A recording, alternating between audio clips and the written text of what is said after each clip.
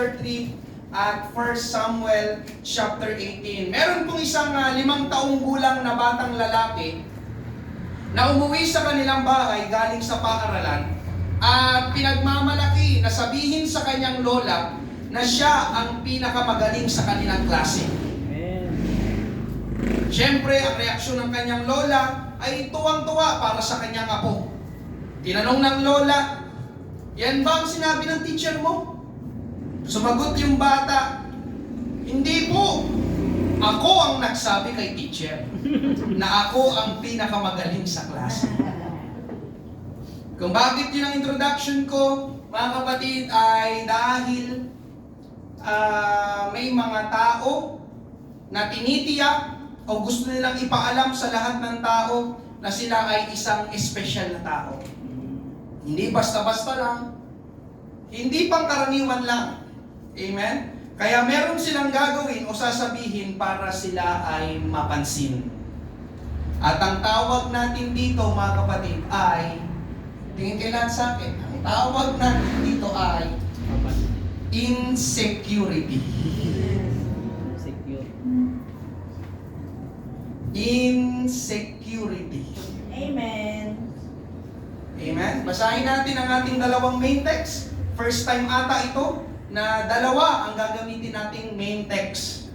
At dito natin kukunin ang pangangaral ngayong gabi. Unahin natin, Genesis chapter 3 verses 4 to 10. Ganito ang sabi, subalit sinabi ng ahas sa babae, tiyak na hindi kayo mamamatay, sapagkat nalalaman ng Diyos na kapag kayo'y kumain noon, ay mabubuksan ng inyong mga mata at kayo'y magiging kagaya ng Diyos na nakakakilala ng mabuti at masama.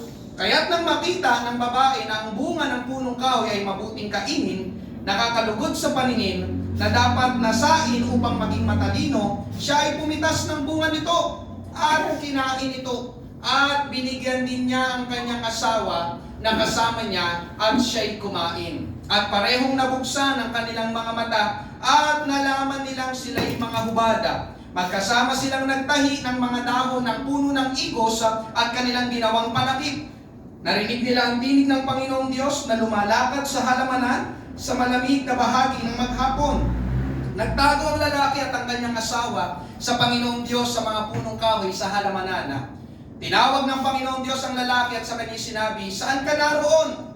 Verse 10, sinabi niya, narinig ko ang iyong tinig sa halamanan at ako'y natakot sapagkat ako'y hubada at ako'y nagtago. Sabi naman, 1 Samuel chapter 18, isa nating tagpo, verses 6 to 9, sa kanilang pag-uwi, nang bumalik si David mula sa pagpatay sa Filisteo kay Goliath, ang mga babae ay lumabas mula sa lahat ng mga lungsod sa Israel na nag-aawitan at nagsasayawan. May mga pandereta, may mga awit ng kagalakan, at mga panuntog ng musika upang salubungin si Haring Saula. At nag-aawitan sa isa't isang mga babae habang sila ay nagsasaya na sinasabi, pinatay ni Saul ang kanyang libo-libo at ni David ang kanyang laksa-laksa. Verse 8, galit na galit si Saul at ang kasabihang ito ay ikinayamot niya. At kanyang sinabi, kanilang iniukol kay David ang laksa-laksa at ang kanilang iniukol sa akin ay libo-libo. Ano pa ang mapapasa kanya kundi ang kaharian? Verse 9, mula sa araw na iyon ay minatyagan ni Saul si David. Pagpalain ng Diyos ang pagkabasa ng kanyang mga salita, tayo po'y manalangin ngayong gabi. Panginoon, marami pong salamat o Diyos. Hallelujah sa gabing ito, sa midweek service, sa bilang ng mga mananampalataya na dinipon at dinabungo sa lugar na ito, Panginoon. Salamat o Diyos sa pangangaral ng iyong salita sa paksa na aming tatalakay ngayong gabi. Ang naniniwala, Panginoon Diyos, na ikay meron kakausapin, mangusap ka sa bawat isa, Panginoon. Magpalaya ka, Panginoon Diyos, Lord, sa tema, sa paksa na ito, Panginoon, ang pangangaral ng iyong salita, malaya at makapangyarihang pagkilos ng banal na Espiritu, Panginoon. Amin na pong tinatanggap ang pagtatagumpay, Panginoon Diyos, anumang gawa ng kaaway, Panginoon, Lord, aming sinasaway sa pangalan ni Jesus. Sa pangalan ni Jesus. Lahat ay magsabi na Amen. Palakpakan natin ang ating Panginoon. Praise God. Hallelujah. Pangangaral po ko ngayong gabi, insecurity. Insecurity. Familiar ba kayo sa salitang ito? Insecurity. Insecure. Sinong insecure ngayong gabi? Ako ay naniniwala na kailangan nating makalabas o kalagayan na ito ng insecurity. Kaya tulungan tayo ng Panginoon ngayong gabi. Amen? Una po natin pag-usapan roots of insecurity, ang mga ugat ng kawalan ng kapanatagan. Amen? Bago tayo pumunta sa insecurity, daanan muna natin saglit ang security. Amen? Ang security ay protection. Ang security ay safety. At ako'y naniniwala, mga kapatid, na lahat tayo dito ay nagnanais ng security. Amen. Kaya kapag aalis ka ng bahay, ilalak mo ang pinto, tama? Amen. Yun ay security. Kaya nag-iipon ka ngayon para sa future. Yun ay security. At yung mga iniipon mo ay nilalagay mo sa bangko, nilalagay mo sa alkansya, tapos itatago mo sa isang lugar na pwedeng ikaw lang ang nakakaalam. Yun ay security. Amen. At kung hindi ako nagkakamali, pati ang cellphone mo ay nilalagyan mo ng password. Amen. Para ikaw lang ang makapagbukas niyan. Iyan ay security. Ganon din sa relationship. Amen. Ito ay para lang sa pwedeng ng mag-boyfriend, mag-girlfriend. Diba? Nag-holding hands habang naglalakad. Pinapakita nila na boyfriend ko siya, girlfriend ko siya. Sa akin lang siya. Yun ay security. Amen. At merong mga babae na gusto nilang pakasalan sila at hindi live-in lang, at yun naman ang tama at kalooban ng Diyos dahil gusto nila ng security. So, ginagawa natin ang mga bagay na yun, mga kapatid, because we all want safety. We value security. We want to be secure. Amen? Subalit sa ating paksa ng pangangaral ngayong gabi, amen, kahit anong gawin natin, mga kapatid, hindi maiiwasan na tayo pa rin ay dumating sa kalagayan na tayo ay ma-insecure. Amen? Magkaroon ng pakiramdam ng insecurity. Yung pakiramdam ng security ay nawawala. Amen? Bigyan muna natin ang kahulugan ng insecurity. Ang sabi sa Oxford Dictionary, insecurity, ito daw ay uncertainty or anxiety about oneself, lack of confidence, kawalan ng katiyakan o pagkabalisa tungkol sa sarili, kawalan ng tiwala.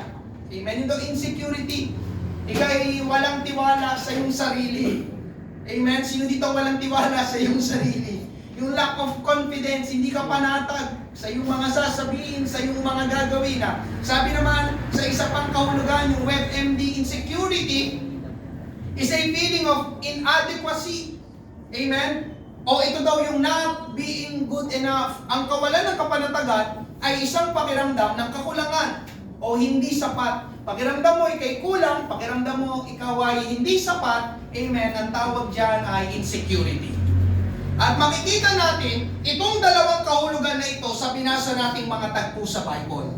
Amen? Tingnan natin sa Genesis, yung binasa natin kanina, Genesis chapter 3, verses 4 to 6. Subalit sinabi ng ahas sa babae, tiyak na hindi kayo mamamatay, sapagkat nalalaman ng Diyos na kapag kayo'y kumain noon, ay mabubuksan ang inyong mga mata, at kayo'y magiging kagaya ng Diyos na nakakakilala ng mabuti at masama. Kaya't nang makita ng babae na ang bunga ng punong kahoy ay mabuting kainin, nakakalugod sa paningin, na dapat nasain upang maging matalino, siya ay pumitas ng bunga nito at kinain ito. At binigyan din niya ang kanyang asawa na kasama niya at siya'y kumain. Amen? Mga kapatid, anong gusto kong ipunto dito sa ating binasa mula sa Genesis chapter 3?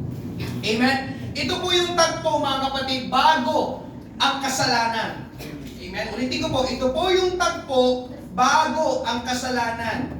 Bago ang pagbagsak ng tao sa kasalanan. Ang gusto kong bigyan ng diin dito, mga kapatid, ay nakaramdam si Eva. Kasi yung babae yung kausap dito, nakaramdam si Eva ng insecurity. Kasi sabi sa binasa natin, inalok siya ng ahas na kumain ng bunga para maging kagaya siya ng Diyos. Tapos bumitas nga siya at kumain sila ni Adan ng bunga na yon. So anong ibig sabihin nito, mga kapatid? Para kay Eva, kung sino sila at kung anong pagkalikha sa kanila ay hindi pa sapat at kumpleto. Ano ulit ang insecurity? Amen. Pakibalik po, please. Insecurity, lack of confidence. Tingin ko may mali sa akin. Sabi pa doon, feeling of inadequacy. Pakiramdam ko, kulang pa rin ako. Amen. Kaya kinain nila yung bunga para maging kagaya daw sila ng Diyos na perpekto at kumpleto. Pero alam nyo, mga kapatid, Amen? Sina Adan at Eva ay nilikha ng Diyos ng sapat at perpekto at kumpleto. Amen? Nilikha ng Diyos, sina Adan at sina Eva ng sapat, perpekto, kumpleto. Amen? Pero mga kapatid, sa kabila ng lahat ng yon, sa kabila na sila ay nasa hardin ng Eden na isang perpekto at kumpletong lugar, nakaramdam pa rin sina Adan, lalo na si Eva, ng insecurity. Nakukuha niyo po ba yung point? So kung titignan natin mabuti mga kapatid, parang ito yung nakikita ko dito, bago ang kasalanan ay present na o existing na ang insecurity. Kasi hindi pa sila dito nagkakasala, tinutokso pa lang sila ng ahas. Hindi pa nagkakasala sina Adan at Eva, pero nai-insecure na sila. O na-insecure na sila. Amen? At dahil doon, amen, pakinggan ninyo ito, si Adan at si Eva, mga kauna-unahang tao sa mundo, at sila ang mga ninuno natin, galing tayo sa kanila, at kung sina Adan at Eva na nakatira sa perpekto at kompletong lugar ay na-insecure pa rin, sigurado mga kapatid, tayo rin ay mai-insecure. Pero mo nakatira na sila sa hardin ng Eden, isang perpekto at kompletong lugar, pero nakaramdam pa rin sila ng insecurity. How much more tayo ngayon mga kapatid na hindi perpekto at kompleto ang lugar na ating kinagagalawan. Sigurado mga kapatid, amen? Hallelujah, mai-insecure tayo. Kaya hindi man magandang pakinggan mga kapatid, pero lahat tayo dito, amen? Actually, lahat ng tao sa mundo, sinong tao ngayong gabi? Amen. Ay makakaramdam ng tinatawag na insecurity. Amen. Amen. Tanong mo sa katabi mo, na-insecure ka na ba? Amen. Tapos, sagutin mo naman ngayon. Amen. Ganito ang sagot mo, sundan niyo ako. Aba, syempre. Na-insecure na rin ako. Kagaya mo.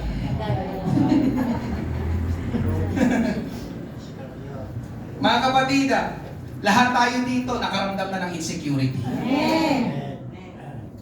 Sinungaling ang magsasabing hindi pa siya nag-insecure. Sinungaling ang magsasabing hindi siya nag-insecure.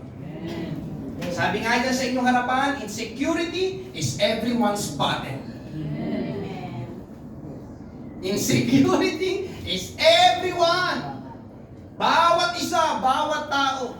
Amen. Yan ang pwedeng kinakaharap, nilalabanan, struggle natin. Amen. Hindi ko alam kung bawat araw ng ating buhay. Insecurity. Amen. Hallelujah. Baka meron dito ngayong gabi, ikaw ay nakikipaglaban. Amen. Sa paksa na ito ng insecurity. Kaya tulungan tayo ng Panginoon ngayong gabi na makalaya at makalabas sa pagiging insecure. Amen? Ngayon, pag-usapan natin ang mga ugat. Bakit nakakaramdam ang tao? Amen, ang insecurity. Una mga kapatid, hindi ko na nilagay dyan para sa mga mamaya, maraming ipa-flash dyan. Amen? Kung hindi nyo kaya isulat, please, picture nyo na lang. Amen? Kasi kapag hinintay natin na tapusin nyo pa isulat, matatagalan po tayo. Nakipicture na lang na mabilis. Maraming ipapakita dyan na makakatulong sa atin. Amen po ba? So, pag-usapan natin ang mga ugat, mga roots of insecurity. Una mga kapatid, nai-insecure ang tao because of fear, dahil sa takot. Bago ang tao ma-insecure ay nakakaramdam muna siya ng takot. Natatakot na malaman ng ibang tao kung sino siya. Natatakot, amen, na malaman ng ibang tao anong karakter, katangian niya, anong meron siya, saan siya nakatira, at anong nagagawa niya. Bakit naman siya natatakot mga kapatid? Siya ay natatakot sa sasabihin ng ibang tao sa kanya. Amen. Siya ay natatakot sa iisipin ng ibang tao sa kanya. Siya ay natatakot sa gagawin ng ibang tao sa kanya. Amen. At alam niyo mga kapatid, kung ano ang ikinakatakot ng taong insecure? Amen. Sabihin niyo ano? Siya ay natatakot na tanggihan. Insecurity, amen. Insecurity, pakifresh po. Amen. Insecurity's greatest fear is being rejected. Amen. Ang taong insecure, nai-insecure, ay takot na siya ay i-reject, tanggihan. Amen po ba? Sino dito ang gusto mo na tinatanggihan ka? Gusto ko makita kamay. Di ba wala, mga kapatid?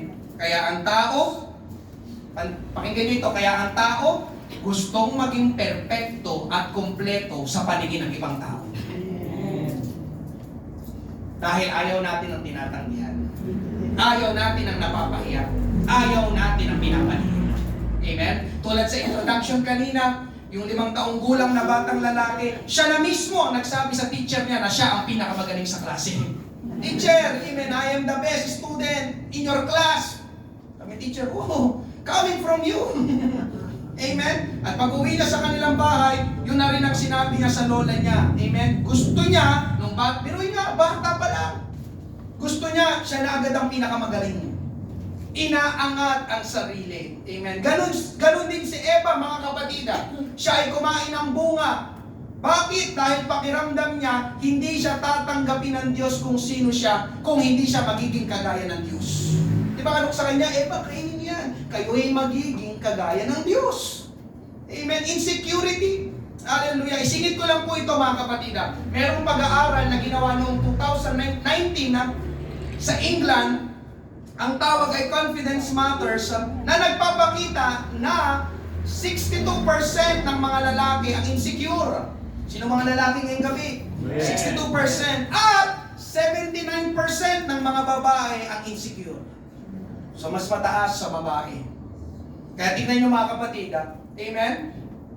Yun ay may connection siguro doon sa Hardin ng Eden. Si Eva ang nilapitan ng ahas. Kasi alam ata nung ahas na mas mai-insecure ang babae kaysa sa lalaki. Amen? Sino mga babae ngayong gabi? Kaya sa mga ladies, amen? Hinay-hinay lang. Amen? Pero hindi lang babae, mga kapatid, dahil meron pa tayong isang tagpo. Amen? Dalawa yung ating main text kanina. Amen? Lalaki naman ang na-insecure. Si Haring Saul.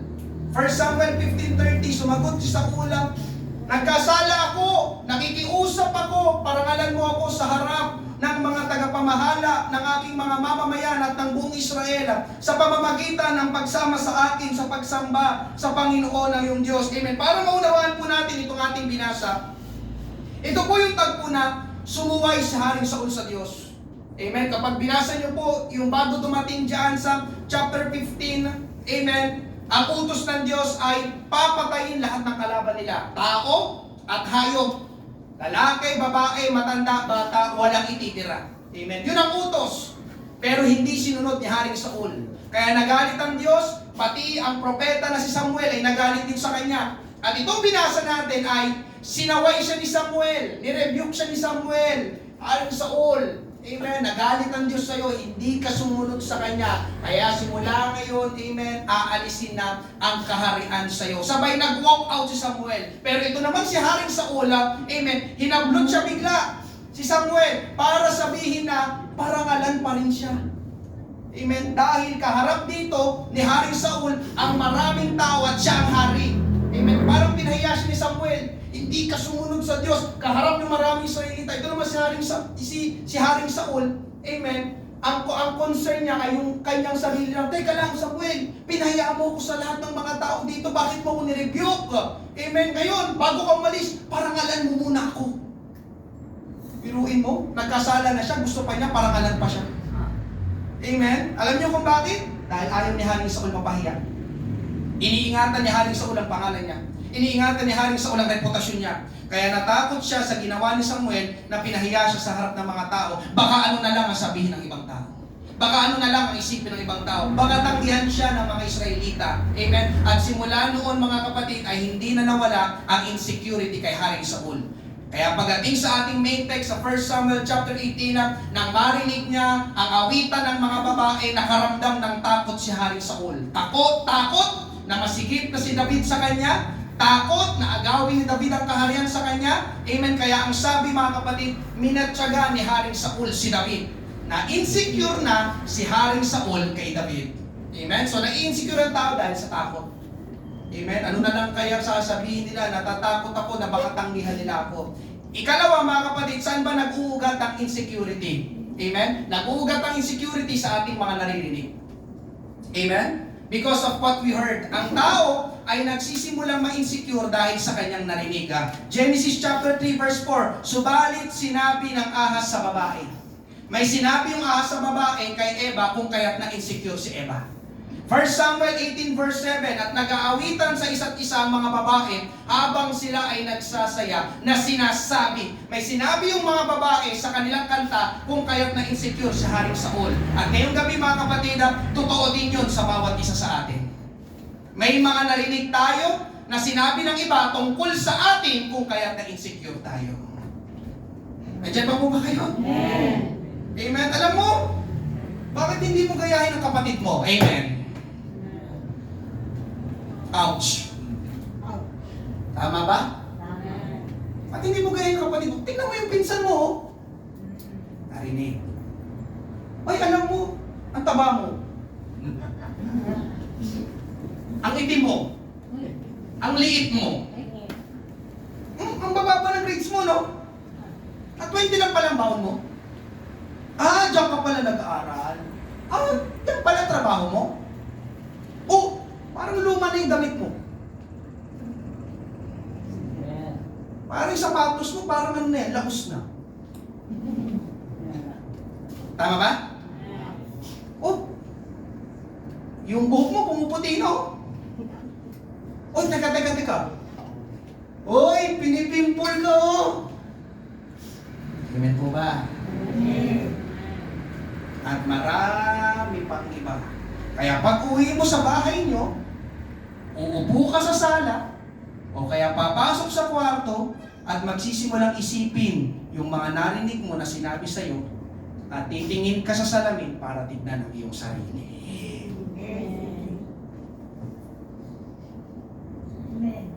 Tama si pastor o tama si pastor? May pimple ako? Taba ako na? Hindi na yung buhok ko? Itim ba ako? Kailangan ko na bumili ng 10 lotion. Insecurity. Sa narinig mo. Amen po ba? Amen. Amen? Ikatlo, mga kapatid, bakit na-insecure ang tao? Kung may narinig tayo, syempre may nakita tayo. Because of what we see. Syempre, ang tao ay nai-insecure dahil sa kanilang nakikita. Genesis chapter 3 verse 6. Kaya nang makita ng babae na ang bunga ng punong kahoy ay mabuting kainin, nakakalugod sa paningin, na dapat nasahin upang maging matalino, siya ay pumitas ng bunga nito at kinain ito, at binigyan din niya ang kanyang asawa na kasama niya, at siya'y kumain. May nakita si Eva, amen, na nagustuhan niya, amen, yung bunga, amen, na yun ang nagdala sa kanya sa insecurity. Amen, sabi ng ahas, ito, kainin mo ito, magiging kagaya ka ng Diyos. Pagtingin ni Eva, oo nga no, parang sarap kainin yan, mabuting kainin. Amen? At alam niyo ba mga kapatid, ngayong gabi, kung saan lugar unang umuusbong ang insecurities? Amen? Sa tingin niyo saan? Alam niyo ito, saan?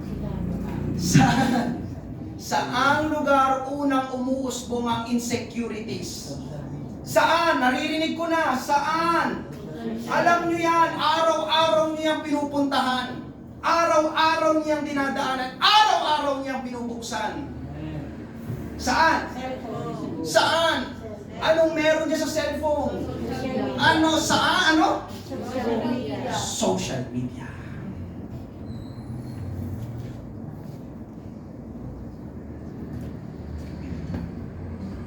Kasi cellphone ko eh. Parang yung suot niya bagay sa akin.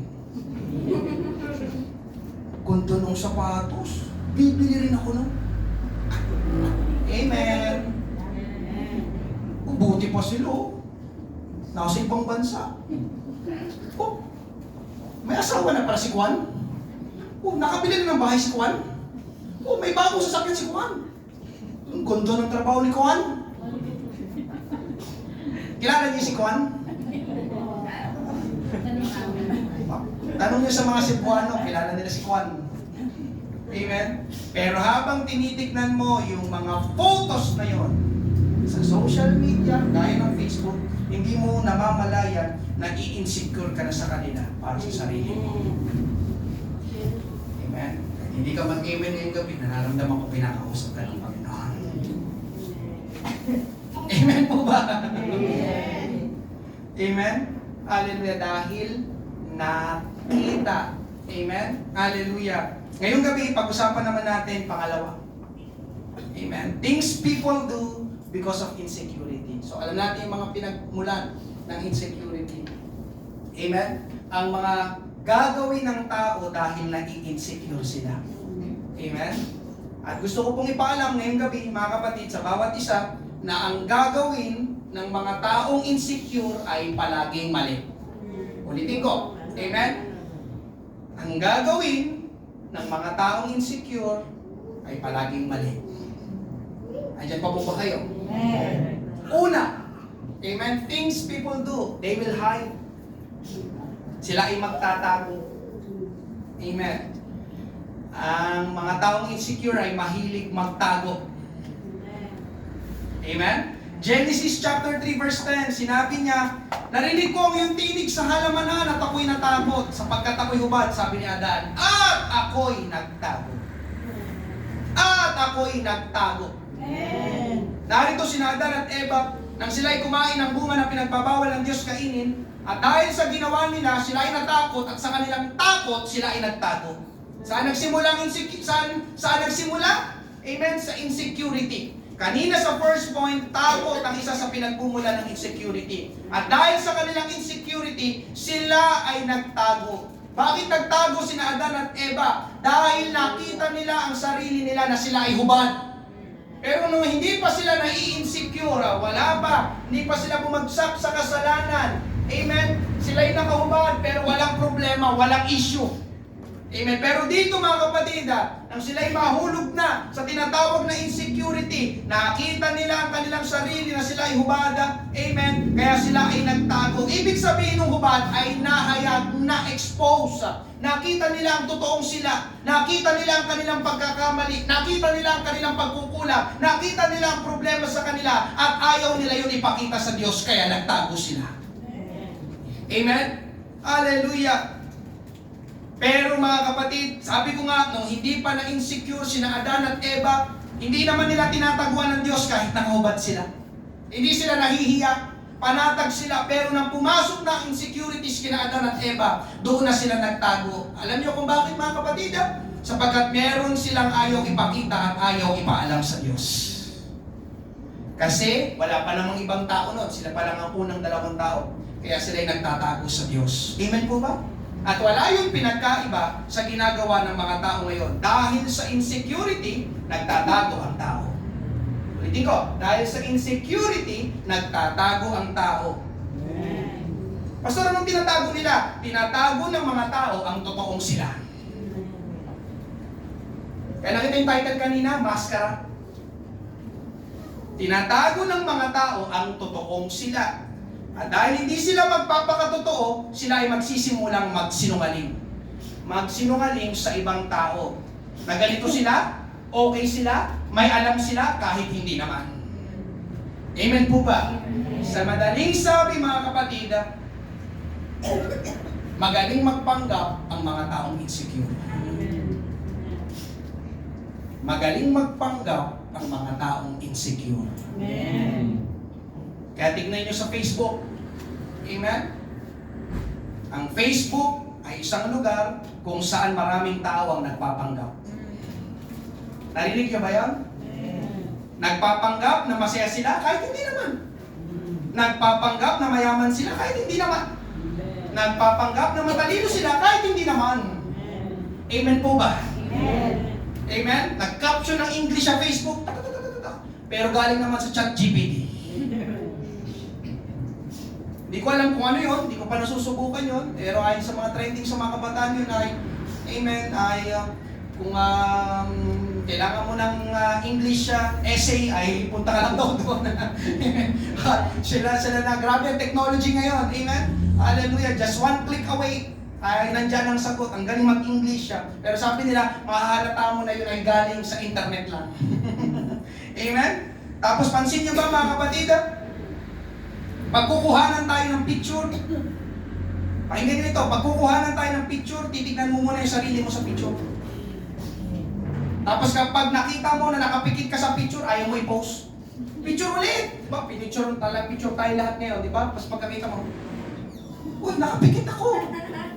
Picture ulit tayo bago i-post, picture ulit. Tama? Amen? Tapos nag-picture ulit. Amen? Pag pipigin mo naman, nakabuka naman yung bibig mo. Uy! Wag i-post, picture ulit tayo. Nag-picture ulit tayo. Amen? Pag picture ulit, amen, nakawaki ka naman. Uy! Wag yan ang i-post, picture ulit tayo. Bakit ganon? Kasi gusto mo, amen, gusto mo yung maganda at gwapo ka sa picture na ipopost online. Oh, come on. Oh, come on. May nag-picture nila. Ha? Restolen, di ba? Gusto mong i-post sa online ay yung maganda at gwapo ka. Tama o tama? Tama o tama? Kaya tignan nyo iba, gumagamit pa ng AI sa picture nila. Biglang babata, tignan. Kikinis ang mukha. Puputi ang balat, magkakaroon ng dimples para kaya-aya silang tignan sa Facebook. Amen? Hallelujah. Isa pa, pansin nyo ba mga kapatid, halos lahat. Hindi ko sinabing sabi ko ay halos lahat. Amen? Nang ipopost sa Facebook ay purong maganda lang. Meron ba dito, nag-post ka na sa Facebook, nung ikaw ay bumagsak sa exam, bagsak ako sa exam. Meron ba dito, nag-post na nung hindi ka sinagot ng iyong nililigawan? Meron ba dito, nag-post ka nung hindi ka nakasagot sa recitation? Meron ba dito, nag-post nung hindi ka tinanggap sa trabaho? Meron ba dito, nag-post nung ikaw'y pinagalitan ng magulang mo? Kanina pinagalitan ako ni mama.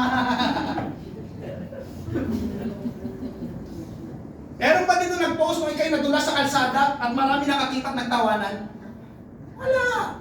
Amen? Ang gusto nating i-post ay yung magagandang nangyari lang. Amen po ba? Amen. Bakit? Dahil nga ayaw nating mapahiya. Ayaw natin ang tatanggihan tayo ng tao. Ayaw nating ipakita na mahina tayo at pumalpak tayo. Ayaw nating ipakita yung totoong tayo. Amen po ba? Kaya magsisinungaling na lang tayo, kaya magpapanggap na lang tayo, kaya magtatago na lang tayo sa isang katauhan na hindi naman talaga tayo. Kaya mga kapatid, sa Facebook, lahat ng mga tinggalat sa Facebook, lahat ng mga nakikita nyo, huwag yung paniwalaan. Sabi ko, huwag yung paniwalaan. Lahat, maraming mga tao sa Facebook ay magaling magpanggap. Nakangiti, amen? Pero bago sila umiti sa picture na yon, baka umiyak muna sila bago sila mag-picture na nakangiti sila. Amen po ba? Yung masayang pamilya doon, amen, na nag-picture, di ba? Pagtingin mo kasi na lang nakikita mo yung, wow, complete family, parang siya nila. Pero baka hindi mo alam, 5 minutes, amen, before sila mag-picture ng gano'n, nag-away-away muna sila kasi ang gugulo, hindi nila alam kung saan sila pupunta, hindi nila alam kung saan sila kakain. Pinost ba nila yon? Ang pinost na lang nila ay yung, taking na sila. Tama ba? Naimakarya. Hindi na natin pinopost yung mga behind the scenes. Yung mga pangit na nangyari, ang pinopost lang natin ay palaging yung magaganda. Bakit puro magaganda lang? Para magustuhan nila tayo. Kaya maraming ganun. Like. Amen? Insecure people, mga kapatid, yan, insecure people are notorious for wanting people to believe something about them that is not true. Amen? Ang mga insecure na tao, gusto nila na sila ay paniwalaan sa isang bagay na hindi naman totoo. Uy, ganito ako, hindi naman totoo. Uy, kaya kong gawin ito, hindi naman totoo. Uy, meron akong ganito, wala naman talaga. Amen? Pero ang hindi alam ng tao insecure, mga kapatid, sa kanilang pagtatago at pagsisinungaling sa ibang tao, pati sa sarili nila ay nagsisinungaling na rin sila. Yes, yun ang delikado, mga kapatid. Pag ikay namuhay sa kasinungalingan, mahirapan ka na ma-distinguish kung ano ba ang totoo sa hindi totoo. Amen? Kasi mas naniniwala na sila sa hindi totoo kaysa sa totoo. Amen po ba? Ikalawa, mga kapatid, nagagawin ng mga taong insecure, they will start to compare. Una, they will hide. Ayaw nila ipakita totoong sila. Pangalawa, they will start to compare. Magsisimula na ngayon silang magkumpara. Amen? Hallelujah. Sisimulan niya ngayon ikumpara ang kanyang sarili sa ibang tao o doon sa taong nai-insecure siya. Genesis chapter 3 verses 4 to 5. Subalit sinabi ng ahas sa babae, tiyak na hindi kayo mamamatay sapagkat nalalaman ng Diyos na kapag kayo'y kumain noon ay mabubuksan ng inyong mga mata at kayo'y magiging kagaya ng Diyos na nakakakilala ng mabuti at masama. Sabi ng ahas, magiging kagaya. You will be like God. You will be like Him. Amen. Sa ating kapanahonan naman ngayon, you will be like that person. You will be like her. You will be like him. Yung salitang kagaya o like, yun ay mga salita ng pagkukumpara. Magiging kagaya ka ng Diyos. You will be like God, Eva. Para bang ikinukumpara ng ahas ang Diyos at si Eva. You will be like God. Amen. Bibigyan ko ulit kayo ng isa pang ginagawa ng tao kapag nagfe-Facebook siya. Bukod sa pagtatago o pagpapanggap, ang tao ay nagsisimulang ikumpara ang sarili niya sa mga nakikita niya sa Facebook. Kapag nakita nila ang tagumpay ng iba, titingin sila sa sarili nila. Anong itsura nila, anong meron sila, anong naabot nila, anong ginagawa nila, anong nangyayari sa buhay nila. At kapag nakita nila na mas mababa sila, hindi sila natutuwa. Dahil gano'n naman yon mga kapatid, walang tao kapag nagkumpara at siya ang mas mababa ay masaya. Amen po ba? Amen. Amen. So dito kinumpara mo ang sarili mo at nakita mo, tinimbang mo, amen, mas mababa ka. Masaya ka ba? Diba? O scroll ka agad. Pariban mo. Hindi ka makaiwas lahat. Gaganda naman nakikita mo. Lahat na lang. Lahat na lang, maganda. Lahat na lang nakikita ko. Masaya sila. Hindi sila. Amen? Ang nararamdaman nila ay galit. Pakinig dito, ang nararamdaman nila ay galit, inis at awa sa sarili. Naaawa sa sarili dahil mas mataas ang iba kaysa sa kanila. Nagagalit dahil mas higit ang iba kaysa sa kanila. Yun ang naramdaman ni Haring Saul, 1 Samuel 18:8. Galit na galit si Saul. At ang kasabihan nito ay kinayamot niya at kanyang sinabi, kanilang iniukol kay David ang laksa-laksa at ang kanilang iniukol sa akin ay libo-libo. Ano pang mapapasa kanya kundi ang kaharian? Sa akin libo-libo lang, kay David laksa-laksa? Ano yun? Masigit si David kaysa sa akin? Eh ako ang hari dito? Dapat sa akin yung laksa-laksa. Amen? Sinimulan ngayong ikumpara. Amen. Ikinumpara ng ibang tao si Haring Saul at David. At sumali rin si Haring Saul sa pagkukumpara. At dahil sa kanyang pagkukumpara, nasira ang araw niya. Amen. Kaya mga kapatid, pakinggan mo ito. Kung ayaw mo masira ang ayaw mo, kung ayaw mo masira ang araw mo, huwag kang magkumpara. Sabi ko, kung ayaw mo masira ang araw mo, huwag kang magkumpara. Amen.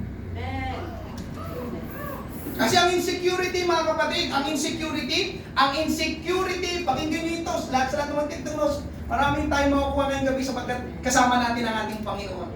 Ang insecurity ay ibinababa ang tao. Walang tao na insecure na pakiramdam niya yung siya'y angat. Lahat ng na-insecure, ang pakiramdam niya siya'y nasa baba. Amen po ba? Amen. Amen? Kaya alam nyo ang insecurity, binababa ang dignidad ng tao, binababa ang self-esteem ng tao, binababa ang confidence ng tao. Si Haring Saul dito ay na-insecure at sa kanyang pagiging insecure, nakita niya ang sarili niya sa ilalim ni David. Mas mababa siya, pakiramdam niya, kaysa kay David. Amen? Hallelujah. Kaya nga mga kapatid, ang insecure na tao ay gustong umangat. Pansin niyo ba yun? Ang insecure na tao gustong umangat, gustong magpasikat, gustong magpasiklab, gustong magmagaling, gustong makipagkompetensya, gustong makipagkumpara dahil pakiramdam niya at tingin niya sa sarili niya, siya ay nasa baba at kailangan niyang umangat.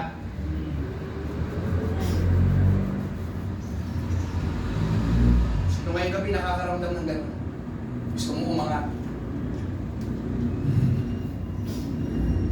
Kaya nai-insecure. Amen. They will hide. They will start to compare. Ikatlo, mga kapatid, they see people and things wrongly. Amen? Ang taong insecure, nakikita nila ang tao at bagay-bagay ng mali. They see people and things wrongly. Ito, maganda ito, mga kapatid. Tignan nyo si Haring Saul. Nang siya ay ma-insecure kay David, ang naging pagtingin niya kay David ay kalaban, kaaway. Nakuha niyo yan? Pakinggan nyo ito, mga kapatid, dahan-dahanin ko. Ang taong insecure, itinuturing niyang kaaway, ang hindi naman kaaway. Oh, come on. Ang taong insecure, itinuturing niyang kaaway o kalaban, ang hindi naman niya talaga kaaway at kalaban. Ganun ang ginawa ni Haring Saul kay David. 1 Samuel 18 verses 9 to 11. Mula sa araw na yon ay minatyagan ni Saul si David. Amen? Hawak ni Saul. Verse 10, ang kanyang sibat sa kanyang kamay. Verse 11, at inihagis ni Saul ang sibat sapagkat kanyang iniisip, aking tutuhugin si David sa dingding. Subalit, salamat sa Panginoon, 2 ulit na nailagan siya ni David. Amen? Biruin niyo mga kapatid, sinibat ni Haring Saul si David. Bakit? Kasi nai-insecure siya kay David. Pero mga kapatid, kung alam niyo ang kwento, amen, ni David, wala namang ginagawang masama si David kay Haring Saul. Katunayan, tinulungan pa nga ni David si Haring Saul. Pagpapala pa nga si David kay Haring Saul. Amen? Si David ang tumutugtog ng alpa kapag may masamang espiritu na gumagambala kay Haring Saul. Kapag binasa niyo ang kwento, walang gustong lumaban kay Goliath. Takot lahat ng mga Israelita, kabilang si Haring Saul. Pero narito si David, sabi niya, ako ang lalaban sa higante na yan. At alam natin ang kwento mga kapatid, kahit nga mga hindi mananampalataya, alam ang kwento na yun. Si David at si Goliath, natalo, napatay ni David si Goliath. Kaya nakita niyo mga kapatid, tulong si David sa Israel. Pagpapala si David kay Haring Saul. Kakampi siya ni Haring Saul. Pero dahil sa insecurity na pinag-usapan natin ngayong gabi, tinuring siyang kaaway ni Haring Saul. At pinagtangkaan pa nga ang kanyang buhay. Amen po ba? Amen. Alam niyo mga kapatid, ganun ang nagagawa ng insecurity. Pakinggan mo ulit ito. Amen? Ang taong insecure ay walang magandang nakikita doon sa taong nai-insecure siya.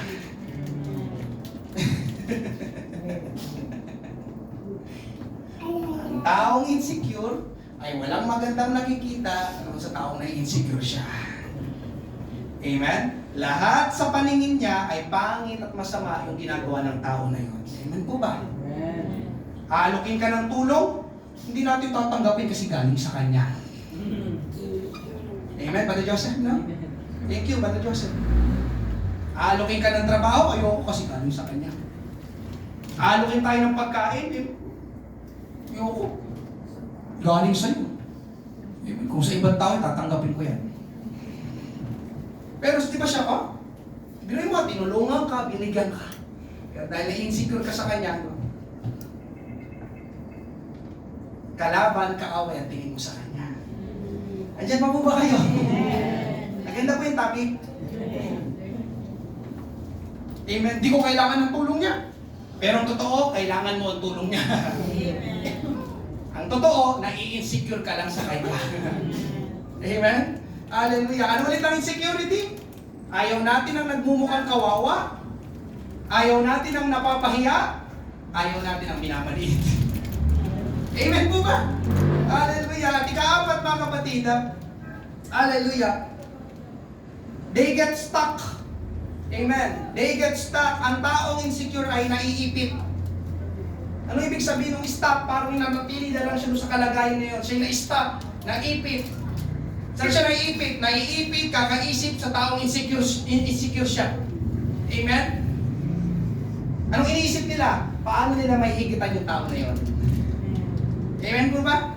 Ang halimbawa ulit sa si Haring Saul. Alam niyo mga kapatid sa Haring Saul, simula nang ma-insecure siya kay David, wala na siyang ibang ginawa kundi hanapin si David para patayin.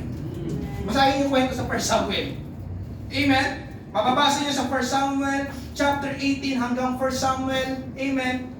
hanggang 1 Samuel chapter 24. At sa chapter 31, mababasa nyo dun, nandoon ang kamatayan ni Haring Saul. Amen? Ang focus na lang ni Haring Saul ay si David. Pero mga kapatid, siya ay isang hari, si Haring Saul. At bilang hari, ang dami niyang dapat gawin para sa kapakanan at ikabubuti ng mga tao sa kanilang kaharian. Amen, siya ay hari. Ano kaya maitutulong ko dito? Amen, sa mga taong nasasakupan ko. Paano kaya mapapaunlad yung aming kaharian? Paano kaya namin gagalingan sa aming mga labanan? Paano ko kaya sasanayin itong mga sundalo na ito? Ano kaya pwedeng hanap buhay ang pwedeng gawin namin? Pero hindi niya yung mga ginawa, mga kapatid. Ang ginawa niya, nag-focus lang siya kay David. Nasaan pa si David na yan? Hanapin natin si David. Yun na lang kanya naging mission bilang isang hari. Hanapin si David para patayin. Bakit yun ang kanya naging focus? Dahil na-insecure siya kay David. Amen? Na-stuck na siya kakahanap sa isang tao na wala namang ginawang masama sa kanya, pero gusto niyang gawa ng masama. Mga kapatid, bilang hari, di ba? Kung titignan nyo, hindi yun ang priority niya. Kaya alam niyo mga kapatid, ang nakakalungkot na balita, totoo ito, hanggang kamatayan, insecure si Haring Saul kay David. At sana ngayong gabi mga kapatid, walang mamamatay na insecure. Kawawa ka kapag namatay kang insecure. Yes, ulitin ko, kawawa ka kapag namatay kang insecure. Yan ang nangyari kay Haring Saul. Namatay na lang siya, amen, na insecure siya kay David. Namatay na lang siya na hindi niya nahanap si David. Namatay na lang siya na hindi niya nahigitan si David.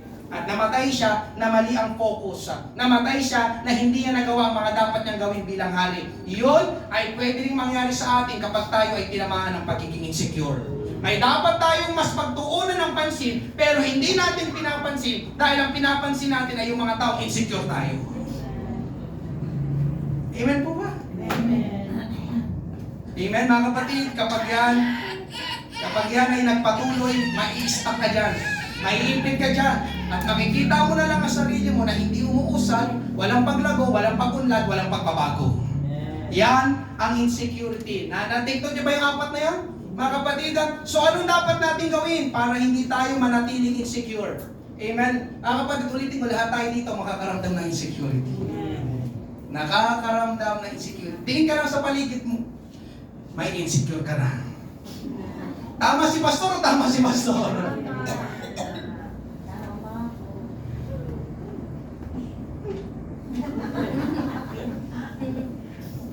Alam mo ko sino. Pero wala namang ginagawa yung tao sa'yo.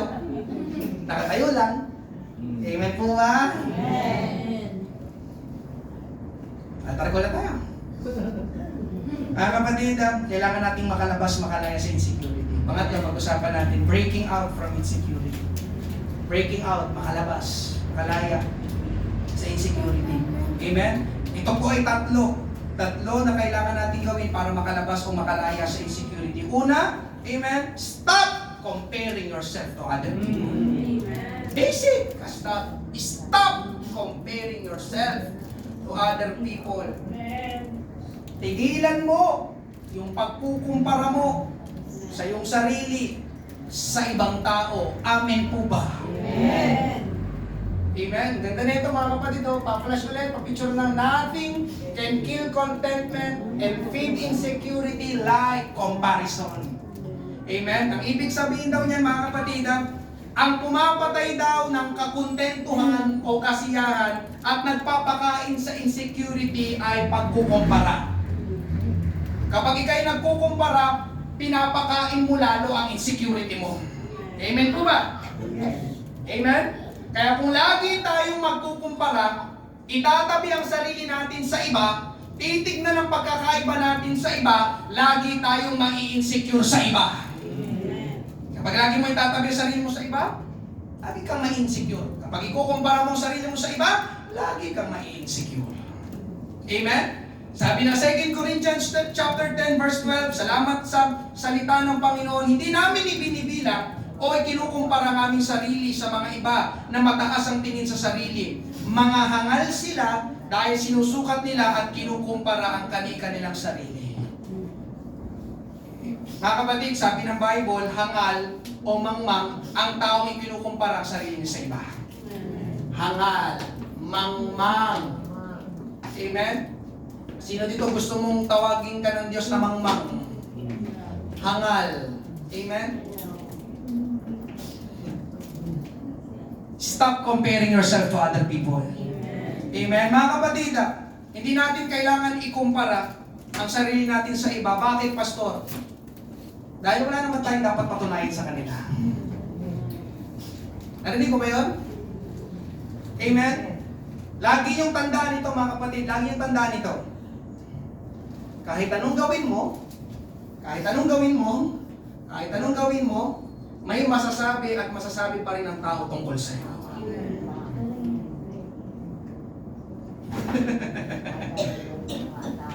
Amen po ba? Pero pwede bang hindi ka na lang magsalita? Pwede bang wala ka na lang gawin? Hindi yun pwede, di ba? Pwede ba yun hindi na lang ako magsasalita? Kasi kung ayaw mong i-criticize ka ng tao, huwag ka magsalita. Wala kang gagawin. Pero pwede ba yun? Hindi ka magsasalita, wala kang gagawin. Hindi yun pwede. Amen po ba? Magsasalita talaga tayo, kikilos talaga tayo. Pero mga kapatid, pakinggan mo ito. Amen. Hindi natin kailangan i-please ang mga tao sa paligid natin. Kailangan i-please. Para saan? Amen. Ikakayaman mo? Amen? Yun naman, ganda ulit ang sinabi mga kapatid. The more you seek to prove yourself to others, the more insecure you will end up. Kapag mas lalo mong yung parang pinuprove, yung pinapatunayan na sarili mo sa iba, lalo ka lang mai-insecure. Can you say amen? Amen. Kaya kung gusto mong makalaya sa insecurity, sino gusto makalaya sa insecurity? Amen. Stop comparing yourself to others. Amen po ba? Amen. Alam nyo mga kapatid, nakakapagod yan.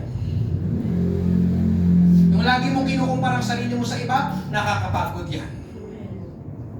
Yung gusto mo lagi kang may patunayan, nakakapagod yan. Naunawaan nyo ba? Nakakapagod yan. Ikaw din ang nahihirapan kapag lagi mo ikinukumpara yung sarili sa ibang tao. Amen. Amen? Hallelujah. Pastor, paano ba kasi makakaiwas sa pagkukumpara? Gusto mo ng real talk na sagot? Sino dito gusto ng sagot? Pastor, paano ba kasi makakaiwas sa pagkukumpara? Sino dito gusto malaman ng sagot ni Pastor? Amen. Ayaw ng ibo. Pastor, paano ba kasi makakaiwas? Sabi, stop comparing. Pwede ba yun? Hindi kayo lahat sa akin. Gusto mo makaiwas sa pagkukumpara? Amen. Ang sagot ko ay, mag-fasting ka sa Facebook ng isang buwan. Hindi niya agad kaya. Yun ang sagot ko. Yes. Mag-fasting ka sa Facebook ng isang buwan. Kasi, social media ang number one na pinagmumula ng kumparahan at bakit ka na-insecure. Amen.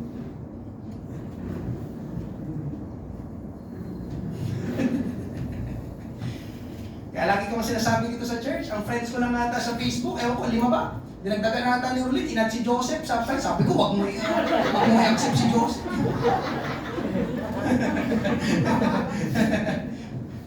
Sabi sa akin ng katrabaho, ewan kasi yun siguro yung Facebook ko. Tim, ano ba yung Facebook mo? 5 lang friends mo. Tawa lang ako. Mas safe na yun. Amen. Amen po ba? Amen. Amen. Kung kaya mong gawin yan, sinabi ko sa God, edi gawin mo. Wala kang makikita na post. Marami ka pang magagawa. Makakapaghugas ka ng pinggan. Kasi iba, di nakapaghugas ng pinggan pag hawak cellphone. Makakapagwalis ka, makakapagtupi ng mga damit, makakapaglaba. Tama mo ba? Sa lahat ng mga magulang na. Amen. Wala kang makikita na post. Amen. Mga kapatid, wala kang makikita na post. Post na ikagagalit mo, post na ikaiinis mo, at post na ikaiingit mo.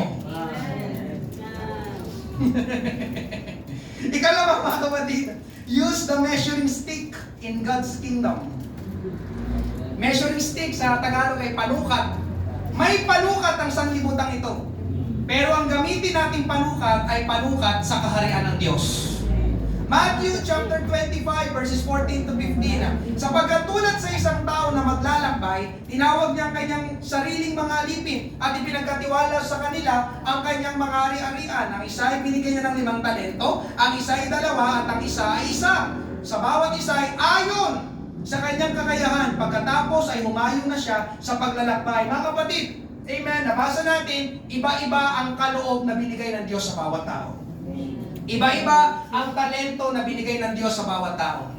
Iba-iba ang abilidad na binigay ng Diyos sa bawat tao. Iba-iba ang talino na binigay ng Diyos sa bawat tao. Iba-iba ang itsura na binigay ng Diyos sa bawat tao. Parang sa binasa natin, hallelujah, ang isa ay binigyan ng 5 talento, ang ikalawa ay binigyan ng 2 talento, at ang ikatlo ay binigyan ng 1 talento. Hindi pare-pareho, hindi pantay-pantay, magkakaiba ang sukat. At dahil hindi pare-pareho at magkakaiba, bakit ikukumpara natin ang sarili natin sa iba? Iba sa kanya, iba sa'yo. Iba sa'yo, iba sa akin. Iba ang talento mo sa talento ko. Iba ang abilidad mo sa abilidad nila. Iba ang talino nila sa talino mo. Iba ang itsura nila sa itsura mo. Yung itsura nila ay pang-exotic. Yung itsura mo pang-endangered. Kaya mga kapatid, huwag ka insecure sa kanila.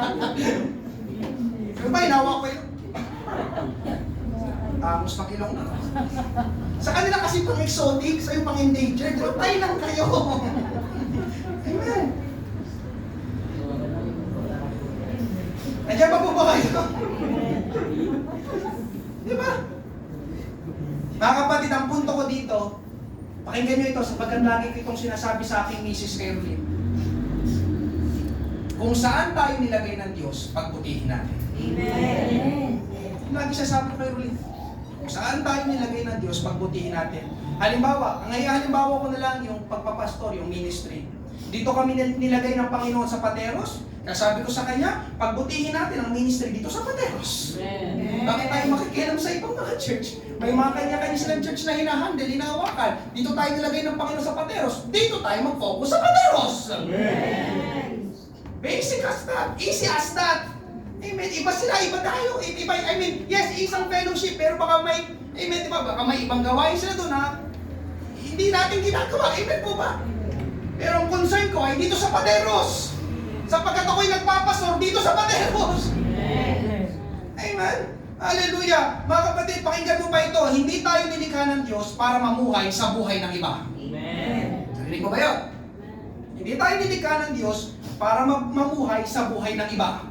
Buhay ngayon, hindi mo yung buhay. May sarili kang buhay. Amen po ba? Amen. Kung anong ibinigay sa'yo o pinagkatiwala sa'yo, dyan ka mag-focus at pagbutihin mo. Kung yan ang talento na binigay sa'yo ng Diyos, amen, paglinangin mo. Pagyamanin mo. Amen po ba? Tignan nyo mga kapatid yung binigyan ng 5 talento, pinagbuti niyang gamitin, amen, at palaguin yung 5 talento. Anong sabi? Tumubo siya o nakinabang siya ng 5 pang talento. Amen? At sabi ng Panginoon nila, Matthew 25:21, sinabi sa kanya ng Panginoon niya, magaling, mabuti at tapat na alipin, naging tapat ka sa kaunting bagay, pamamahalain kita sa maraming bagay. Pumasok ka sa kagalakan ng iyong Panginoon. Amen? Ganon din doon sa ikalawang alipin. Pinagbuti niyang gamitin, palaguin yung 2 talento, at nakinabang siya ng 2 pang talento. Amen? Ganon din ang sinabi ng Panginoon sa kanya, magaling, mabuti, tapat na alipin, naging tapat ka sa kaunting bagay, pamamahalain kita sa maraming bagay, pumasok ka sa kagalakan ng iyong Panginoon. Ngayon mga kapatid, may gusto ko tignan natin dito. Una, mga kapatid, yung mga alipin na ito ay hindi nagsinipan, hindi nagkumparahan ng binigay sa kanila. May nabasa ba tayo ganon? Bakit siya 5 binigay? Bakit ako 2 lang? Ganito ba kababa ang tingin ng Panginoon namin sa amin? May nabasa ba tayo ganon? Wala tayong mababasa na ganon. Kung anong ibinigay sa kanila, doon sila nag-focus. Sa kanya 5, sa akin 2, sa kanya 1, o hindi kanya-kanya tayo. Bahala ko kung gagawin mo sa 5 talento. Akong bahala sa 2 talento, ikaw bahala ka sa 1 talento na binigay sa'yo ng Panginoon. Amen po ba? Amen. Kung anong pinagkatiwala sa kanila, doon nila kinalingan. Doon sila may pananagutan. Amen? At ikalawa mga kapatid, dahil hindi sila na-insecure sa isa't isa, ginawa ang pinakamabuti at tumubo pa sila na tuwa ang Panginoon nila sa kanila. Amen? Kaya mga kapatid, sabi ulit dyan sa inyong harapang, the measuring stick in the kingdom of God is not being the best at what you do. Instead, it is giving your best with what you have been given. Amen? Ang panukat sa karya ng Diyos ay hindi ang pagiging pinakamahusay sa iyong ginagawa. Sa halip, ito ay ibinibigay ang iyong makakaya o pinakamabuti sa kung ano ang ibinigay sa iyo. Anong ibinigay sa iyo? Amen? May sarili kang pamilya? May sariling pamilya kapitbahay mo. Mag-focus ka sa iyong sariling pamilya. Amen. Bakit mo pinapakilamanan ang pamilya ng kapitbahay mo? Amen po ba? Amen. Amen? Hallelujah. May sarili kayong classroom. Amen? Bakit kayo makikialam sa ibang classroom? May sarili kang test paper. Bakit mo pinapakilaman ang test paper ng iyong kaklase? Amen po ba? Kung anong binigay sa'yo, doon mo galingan. Amen po ba? Kaya ka na-insecure kasi nga tingin ka ng tingin sa iba. Amen? At ikatlo, mga kapatid. Hallelujah. Ito panghuli. Never look for your security in any place other than God. Huwag mong hanapin kailanman ang iyong seguridad sa anumang lugar maliban sa Diyos. Never look for your security in any place other than God. Amen? Huwag mong hanapin ang security sa pera, una. Tumahimik bigla. Huwag mong hanapin ang security sa pera. Oo, amen. Mahalaga ang pera. Oo, kailangan natin ng pera. Pero hindi tayo makakasigurado sa pera. Bakit, Pastor? Sapagkat ang pera ay pwedeng mawala at maubos. Kaya huwag mong ilagay ang iyong security sa pera. Amen po ba? Amen. Huwag din sa iyong physical na anyo. Amen. Ang kanilang security nasa kanilang physical appearance. Alam niyo mga kapatid, ang pinaka-insecure na mga tao sa buong mundo? Amen. Nakita ko lang din ito.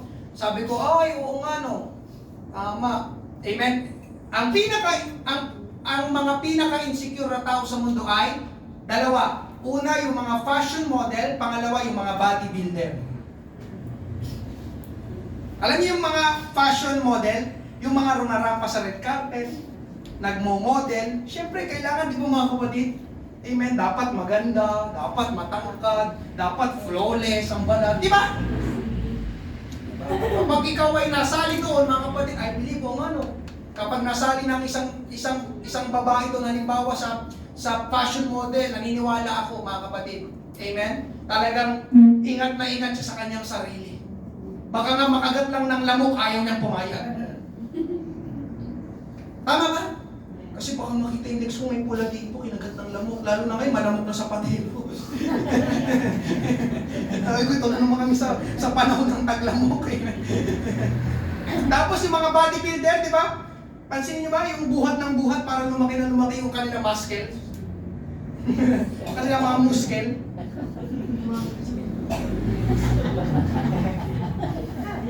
Di ba mga kapatid? Pansin nyo, parang hindi sila makontento, di ba? Kulang pa to. Ganito pala yung muscle. Dapat ganito yung muscle. Oo, oo nga no. Mga kapatid, yung mga taong insecure yun. Yung security nila sa physical appearance, kailangan pag nakita ko ng tao talaga macho. Kailangan pag nakita ko ng tao talaga flawless. Amen. Naalala ko tuloy yung isang artista dito sa Pilipinas, di ba? Alam niyo naman, pag artista, puro retoke. Amen. Pero yung isang artistang babae, pinakita sa akin ni Rolino, hindi siya marunong makontento sa kanyang physical na anyo, nagparetoke. Nung tumabigi yung kanyang ilong, akala kasi nila, nasa physical na anyo security, pero para hindi sila mabash, para hindi sila tanggihan ng tao. Amen. Ang hindi nila alam mga kapatid, kaya na sinabi ko kanina, palagi may sasabihin ng tao sa atin. At isa pa mga kapatid, kung bakit hindi mo dapat ilagay ang security sa iyong physical appearance, dahil kahit anong gawin mo mga kapatid, kukupas ang iyong ganda. Kukulubot ang iyong balat. Tama ba ako na Rebecca? Puputi ang iyong buhok. Kaya marami nagdaday. Di ba yung nagdaday, nagpapaitin ng buhok? Diba? Kasi ayaw nilang yung pumuti ang kanilang buhok. Baka sabihin, matanda na ako. Amen. Yun, tama yun ay Rebecca. Amen. Alam niyo ba mga kapatid, kapag Pumuputi ng iyong buhok, hindi mo dapat ikahiya. Alam niyo sa Bible, sabi, ang kalwalhatian daw ng mga matatanda ay ang kanilang uban. Sa Proverbs yun, hanapin ko. Yung iba kasi nagdadaya. Nagpapahitin mo. Huwag din natin ilagay ang ating security sa mga accomplishments. Amen? Sino dito marami accomplishments? Praise God and congratulations. Pero mga kapatid, amen, hallelujah, hindi mo rin dapat ilagay yung security sa accomplishments. Dahil paano kung may mas marami ang accomplishments kaysa sa'yo? Eh di nalungkot ka na naman. Eh di na-insecure ka na naman.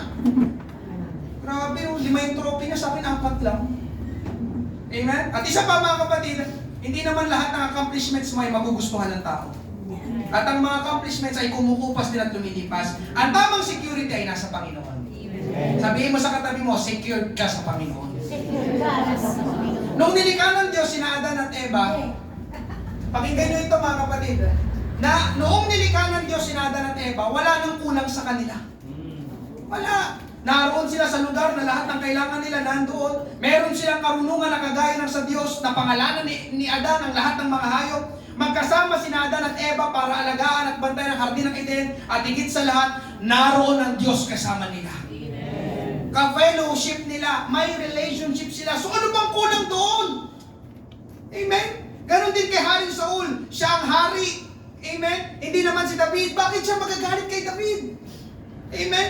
Pero bakit na-insecure sina Adan, Eva at Haring Saul? Dahil ang security nila ay wala sa Diyos. Ang security nila ay nasa kanilang sarili. Ang security nila ay nasa mga bagay ng mundong ito.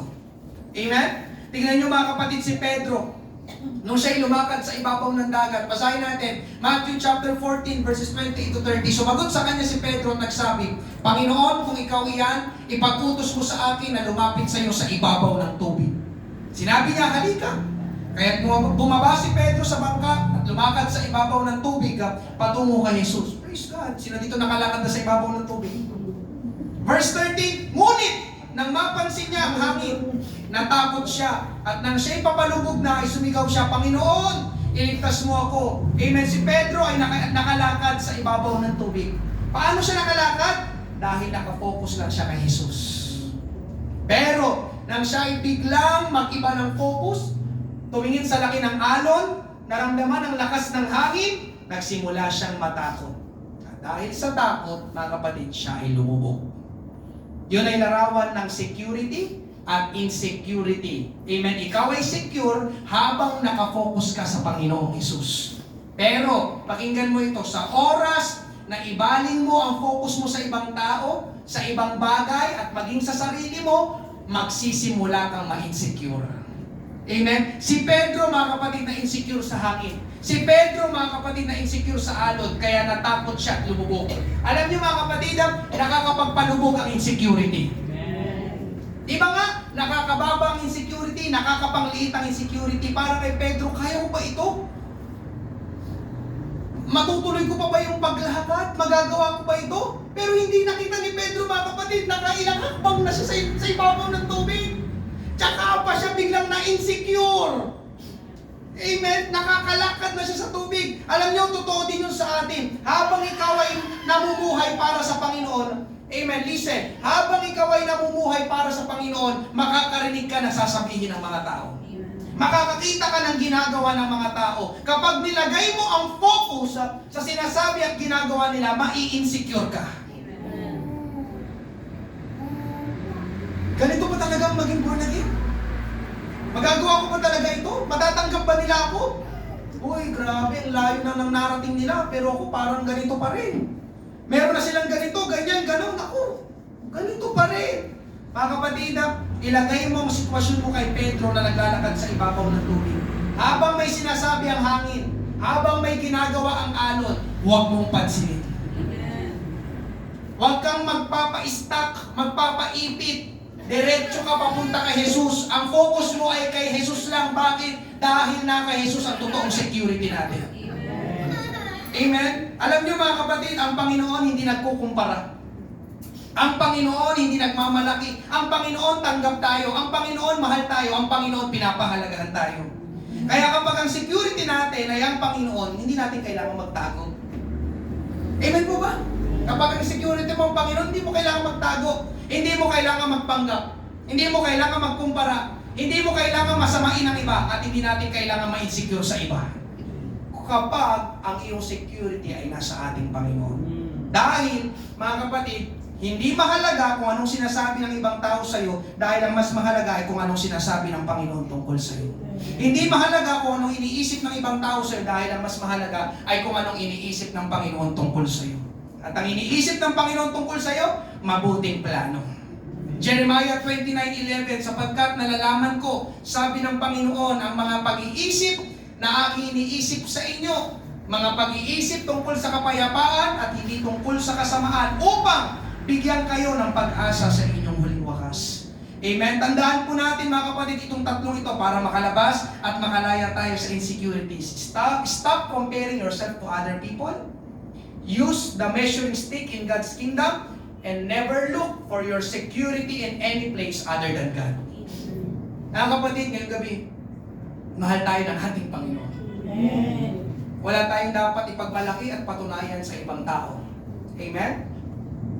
Ikaw ay nilikha ng Panginoon na ganyan? Amen? Hindi nagkamali ang Panginoon na ikaw ay nilikha ng ganyan. Nandiyan pa po ba kayo? Amen. Amen. Hallelujah. Nandito pang huli. Amen. You are a special product of God. You are the special pleasure of God. And you have a special purpose for God. Amen. Palakpakan, purihin natin ang ating Panginoon sa gabi ito. Insecurity. Sabang bawat isa na kayo po. Thank you, Lord. Insecurity is everyone's battle. Insecurity is everyone's battle. Lahat ng tao nakakaramdam ng insecurity. Hallelujah. Kamusta ka ngayong gabi?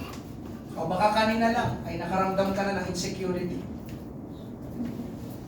Tulungan tayo ng ating Panginoon. Amen? Hallelujah. Meron po bang first time ngayong gabi? Nais ka naming samahan sa isang panalangin ng pagtanggap sa ating Panginoon. Hallelujah. Kung wala mga kapatid, tayo po ay mag-a-altar call. Amen. Hallelujah. Tulungan ka ng Panginoon ay kay makalaya, makalabas. Amen. Sa pakiramdam na yan. Amen. Sa kalagayan na yan ng pagiging insecure. Hallelujah. Mahal ka ng ating Panginoon. Tanggap ka niya. Merong mga gawain na ibinigay sa iyo ang ating Panginoon. Doon ka mag-focus. Diyan mo galingan at diyan mo pagbutihin. Amen?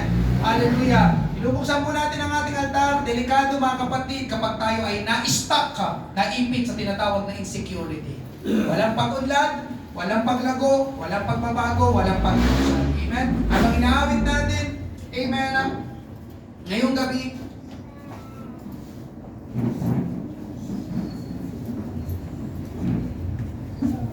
how great.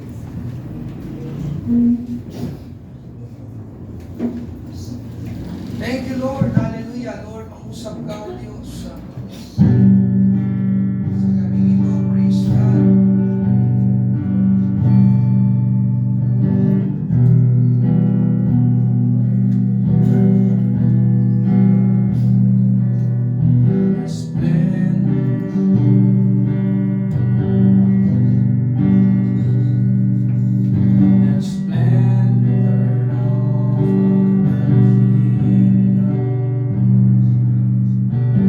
Lord,